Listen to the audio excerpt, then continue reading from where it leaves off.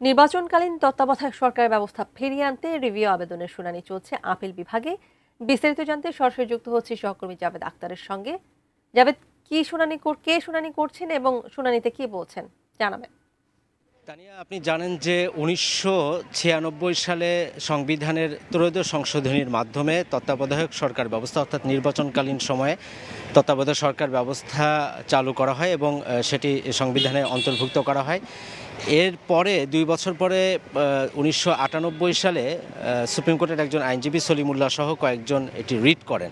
সেই রিটের চূড়ান্ত শুনানি শেষে তখন হাইকোর্টের একটি বিশেষ বেঞ্চ ২০০৪ সালের ৪ আগস্ট তত্ত্বাবধায়ক সরকার ব্যবস্থা সংবিধান যে ত্রয়োদশ সংশোধনী সেটি সংবিধান সম্মত হয়েছে এটি জানিয়ে এবং এটি বৈধ সেটি জানিয়ে তারা রায় দেন এবং একই সাথে এই রায়ের বিরুদ্ধে আপিলের অনুমতি দেওয়া হয়। পরবর্তীতে এটি যখন আপিল করা হয়, এই আপিলের রায় হয় ২০১১ সালের 10ই মে। তখন প্রধান বিচারপতি ছিলেন এবিএম খায়রুল হক, তিনি এই রায়টি দিয়েছিলেন। যে রায়টি হয়েছিল সেখানে শর্ট অর্ডারে 7 জন বিচারপতি ছিলেন, পূর্ণাঙ্গ বেঞ্চ আপিল বিভাগের যে 7 জন বিচারপতি তার ভিতরে 4 জন এবং 3 জন ভিন্ন রায় মতামত দিয়েছিলেন এবং সংখ্যাগরিষ্ঠতার ভিত্তিতে তত্ত্বাবধায়ক সরকার ব্যবস্থা যে সংবিধানে অন্তর্ভুক্ত করা হয়েছিল ত্রয়োদশ সংশোধনীর মাধ্যমে সেই ত্রয়োদশ সংশোধনীটি বাতিল ঘোষণা করা হয় এবং এর পরে 16 মাস পরে পূর্ণাঙ্গ যে রায় হয়েছিল।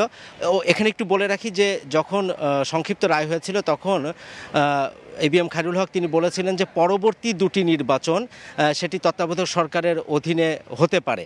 তো এটি বলা হলেও পরবর্তীতে প্রায় 16 মাস পরে 2012 সালের 16ই সেপ্টেম্বর যখন এই পূর্ণাঙ্গ রায়টা প্রকাশ হয় তখন এখানে এই যে দুটি নির্বাচন তত্ত্বাবধায়ক সরকারের অধীনে হতে পারে সেই বিষয়টি আর তিনি রাখেননি এবং সম্প্রতি আমরা কিন্তু দেখছি যে এবিএম খায়রুল হককে তাকে যাত্রাবাড়ি থানার এবং মোহাম্মদপুর থানার দুটি মামলাতে তাকে আটক করা হয়েছে।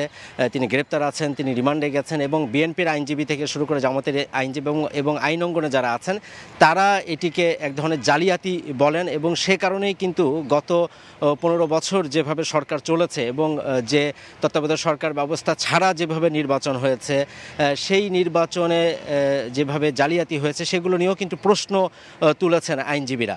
তো আজকে এই যে 5 আগস্ট যে সরকার পরিবর্তন হয় তারপরে গত 27শে আগস্ট সুশাসনের জন্য নাগরিক সুজনের সম্পাদক বদিউল আলম মজুমদার সহ 5 জন বিশিষ্ট ব্যক্তি, 16ই অক্টোবর বিএনপির পক্ষ থেকে বিএনপির মহাসচিব মির্জা ফখরুল ইসলাম আলমগীর এবং 23শে অক্টোবর জামাত ইসলামের পক্ষ থেকে জামাতের সেক্রেটারি জেনারেল মিয়া গোলাম পরোয়ার তারা এই রিভিউ আবেদন করেছিলেন এবং আরও একজন মুক্তিযোদ্ধা যিনি নরসিংদীর রানীনগরের নারায়ণপুরের একজন বাসিন্দা বীর মুক্তিযোদ্ধা মোজাম্মেল হোসেন তিনিও এই আবেদন করেছিলেন। এই 4টি আবেদনের যে রিভিউ আবেদন সেটি শুনানির জন্য বেশ কয়েকবার তারিখ পিছিয়েছে।